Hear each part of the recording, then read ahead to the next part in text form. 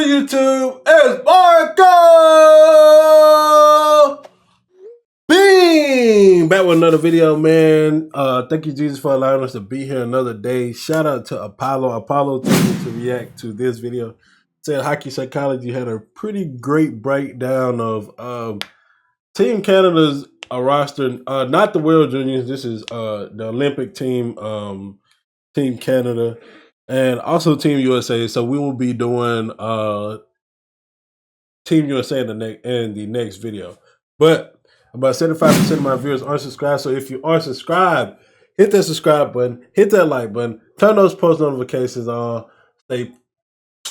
I'm about to do my outro. What am I talking about, man? Let's get into this. Olympics are right around the corner. We're a little over a month away. Hopefully, there's a damn rink built by then, but the rosters for Team Canada have just been announced. So this is my very honest thoughts on the roster, why they're sending this group of 25 players, why they snubbed some players, why they didn't, and what this team looks like when they hit the ice come February. So let's start off with the lock. February, what? See, I never knew how close it is. Milano Cortina, way back first. Winter game. Got the captain, Sidney Crosby, the 38-year-old legend who may very well be competing in his last Olympics, still has a ton of juice left in his game. Yeah, that's kind of crazy. Next, you got the dog, Nathan MacKinnon. This man is having a season for the ages, on pace for almost 70 goals on the season. Next is Connor McDavid, the most talented hockey player we've ever seen on a current hot stretch that may be the most productive of his career.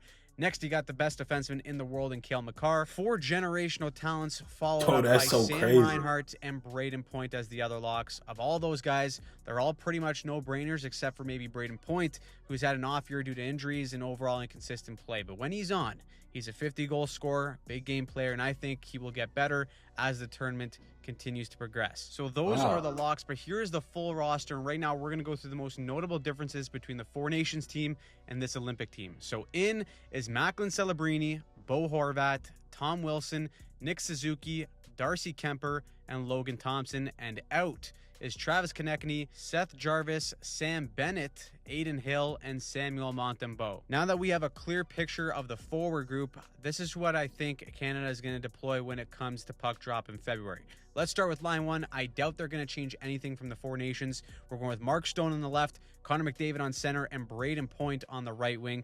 Some people had Stone as a potential fringe player earlier in the year due to injuries and overall foot speed, but he's far too intelligent of a player to be left off of this team. He kills penalties, he steals pucks better than almost anyone else, and in the Four Nations last year, he played pretty well with McDavid. Obviously, everything will shuffle to adjust for certain games and line combinations, but the thinking here is that Connor McDavid is a one-of-a-kind player, and he can enhance anyone's game. You want to have players that not only can play fast, but can think fast too. Mark Stone does that, contrary to what people think about pairing his foot speed with McDavid's. Typically, McDavid's game usually thrives as a player who can slow things down. The best example being Draisaitl, Hyman, Nugent-Hopkins. All those players aren't as fast as McDavid, but they add a different gear from McDavid's speed, which can add a unique layer to Canada's attack.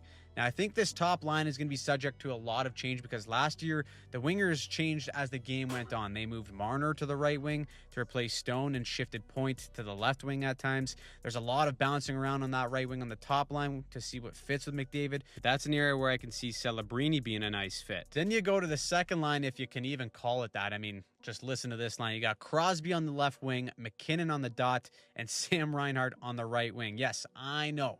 Crosby is a center through and through, but because of his age and slowing foot speed, Canada did prefer having McKinnon's speed up the middle. We saw this last year in the Four Nations. Sid is so intelligent that he can play anywhere. The same with McKinnon and again Reinhart. All three of those guys had chemistry in the Four Nations, and I'd imagine that they keep that line together. Then you have your third line of Hagel on the left wing, Suzuki on center, and Mitch Marner on the right wing. This is basically your protection blanket line. All really solid two-way guys that protect the puck really well by taking care of their possessions. They all track incredibly well too, coming back to break up plays. And obviously, there's a ton of offensive flair there as well. The only concerning part with this line may be size, which is why I think they could also slot in Tom Wilson onto this line. But if you're trying to shut down the other team and you want responsible players out there, These three guys are going to do a good job. I could also see them switching Mitch Marner out here with Mark Stone if they want a more defensive focus on that third line. In the Four Nations last year, Marner did start out on the third line, and then halfway through the game, they switched both he and Stone to have McDavid play with a more offensively minded player. Really can't go wrong. Marner did feed McDavid for the golden goal in the Four Nations, so I'd imagine that they'd probably go back to that look at least once or twice in this tournament. Then on the fourth line, you got Brad Marchand, Anthony Cirelli, and Tom Wilson, and what we're calling the piece of shit line. They could have really enhanced this if they took Sam That's Bennett. crazy. I'm not crazy about them leaving Sam Bennett out, two-time Cup winner and a massive goal tied up in the Four Nations last year. But I think the reason they want Cirelli over Bennett is because Cirelli kills penalties. Obviously, you have the connection between him and the coach John Cooper too, but Tampa has one of the best penalty kills in the league right now, and their go-to PK1 line is Hagel and Cirelli. In the biggest moments last year, John Cooper trusts those two guys more than anyone, and then on top of that, he'd roll out Marner and Stone as the second pair, and that's where I think Suzuki is really valuable to this team. He's a right shot center who kills penalties also. Last year at times, when they had a face-off and the top PK of Cirelli and Hagel couldn't go because they were tired, they would send out Reinhart out there to take the draw. It would be like a Fogo, face-off, get-off type of situation. Reinhart would take the draw and then change with Marner almost instantly, but having Suzuki there as a natural center in those moments is huge for Canada. Now, on that fourth line, I do also want to highlight Brad Marchand. He didn't look great at the Four Nations last year, but ever since being traded to Florida, enjoying the beach beers and knowing what it's like to play in the sunshine, he is showing that he's still a gamer and can play in the biggest situations while being one of the best players in those situations. Canada is already short of natural left wingers. Marchand is a natural one, and he can slide up and down the lineup no problem. Tom Wilson is also the other lock for me too.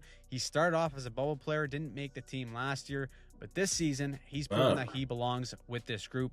Wilson is actually far more of an intelligent player than people think. He's one of, if not the NHL's best power forward that can do all the things a power forward is expected to do, but he's also really good at playing within the soft areas of coverage. The Virtual Hockey Scout had a great breakdown on his game, which I'll link in the description down below, but his ozone spacing is incredibly patient and calculated for a big man known to be a wrecking ball. Because of that, he's become a pretty lethal trigger man for the Caps and hopefully for Canada also. Not to mention, one of his hits can single-handedly swing the momentum of any game. So he's on the team. Now, getting into the extras here is where we get into some controversy. Now, I don't think I agree with this, but I do think that Celebrini will be an extra to at least start the tournament, just because he's a teenager and they might want to ease him into it, but I think that he should get a top 6 role on this team. Celebrini is on pace this year to hit 100 points in 65 games. The only other teenager in NHL history to do it faster than that is Wayne Gretzky.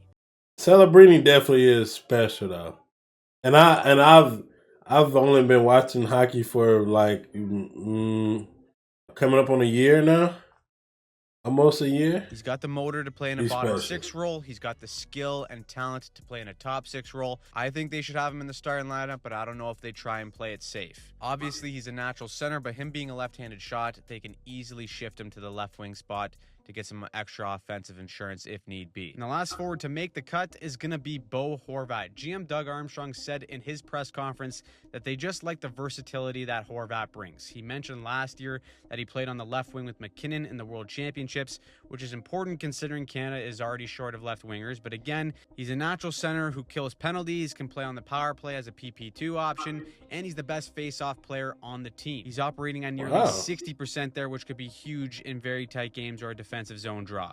He's having a hot year, but bringing him over Bennett with all that Bennett has done given his track record is surprising to me, but I do get it. Of course, what this all means is that Connor Bedard doesn't crack Team Canada. I personally think he earned this spot on the team, but his injury is at a terrible time.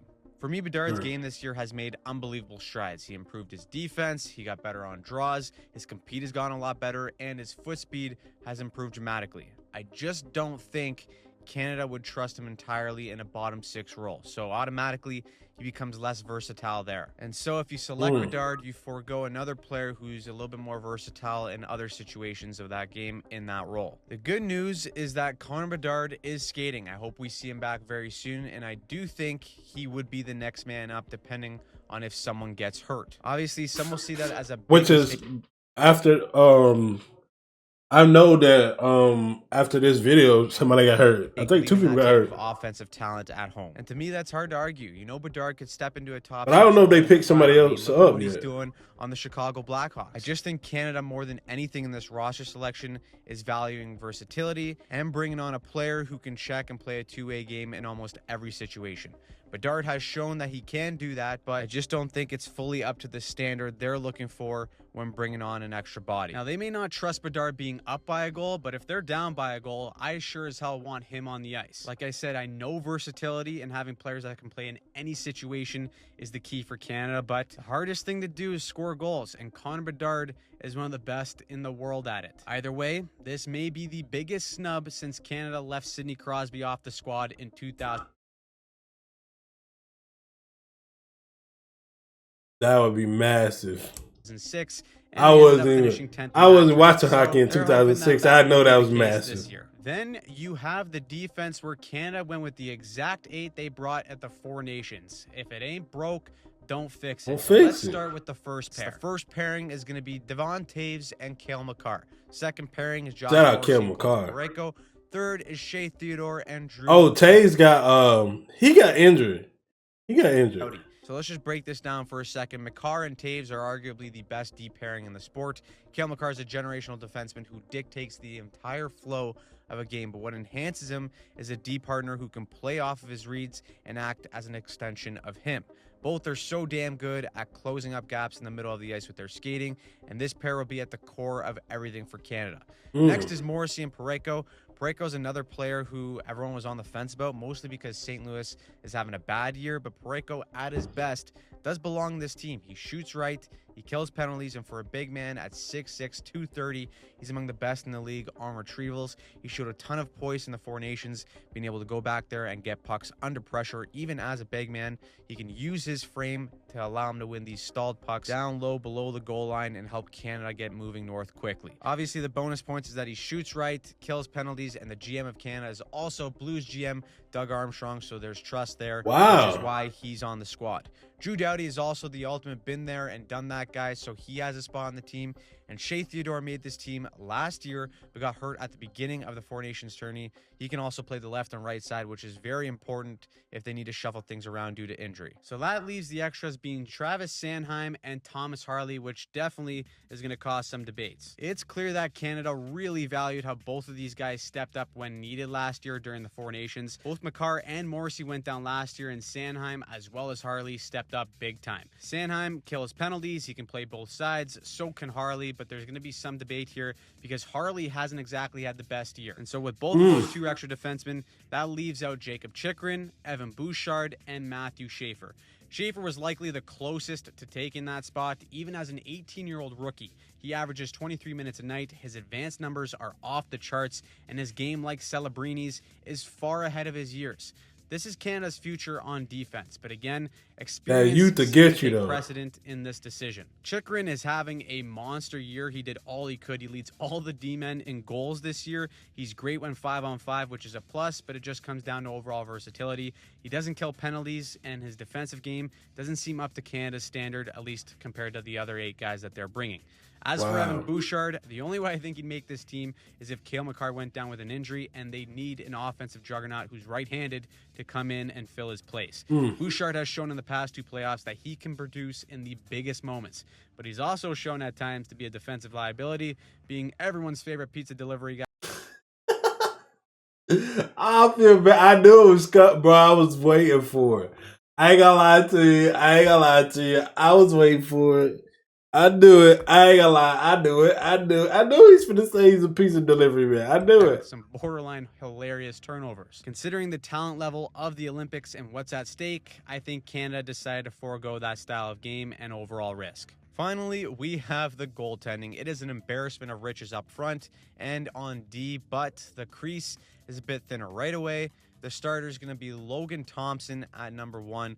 Thompson got snubbed last year for making Team Canada, but this year he's showing it ain't no fluke. Statistically and visually, he's by far Canada's best option in net.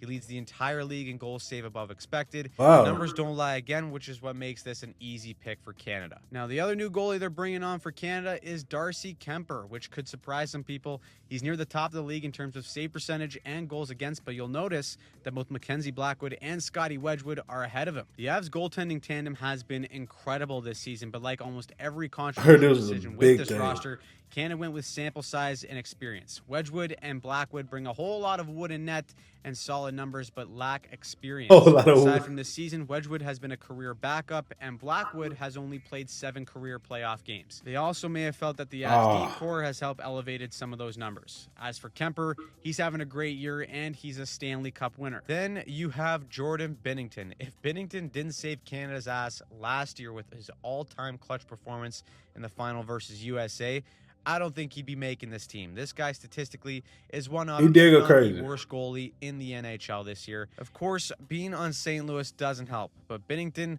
hasn't been playing great at all. By every metric, it's ugly, and overall, he's not had a good season whatsoever. But damn it, there is something to be said about Big Game Binnington, and it's why pretty much he's an auto lock on this team, because he's won in the biggest moments. But he just doesn't get nervous. It's clear he's Canada's guilty pleasure of a pick solely because they need a guy who's been there and done that in the crease as recently as last season. Now, quickly, I'll just give my thoughts on this team. I think any combination of these this is not what I thought he looked like. I've never seen him. Personally, I would have brought Connor Bedard or Sam Bennett over one of Cirelli, Stone, or Horvat. I would have liked to have seen Schaefer get in as well over Harley. I think Celebrini is also going to play his way into a top 6 role. I don't know who sits in that situation, but he's just so dynamic. I think he finds a way to either fit on McDavid's line or Crosby's line. Like always with these tournaments, Canada isn't looking to bring the best 25 players in the nation. They're looking to bring the best possible team. And if the hockey is anything like it was in the Four Nations, which was extremely tight checking all throughout the tournament, I do think that this is the right roster, especially with the rink being a tad smaller too. So let me know your thoughts in the comments down below. Who do you think is the biggest snub of this roster? Also, if you want to check out how the smaller rink could impact the Olympic Games come February, check out our video right here. And if you want to check out other videos, including recaps and other breakdowns, make sure you subscribe to the channel and turn on notifications so that you don't miss a thing. I think I was kind of like that. Like always with I think I would have, even though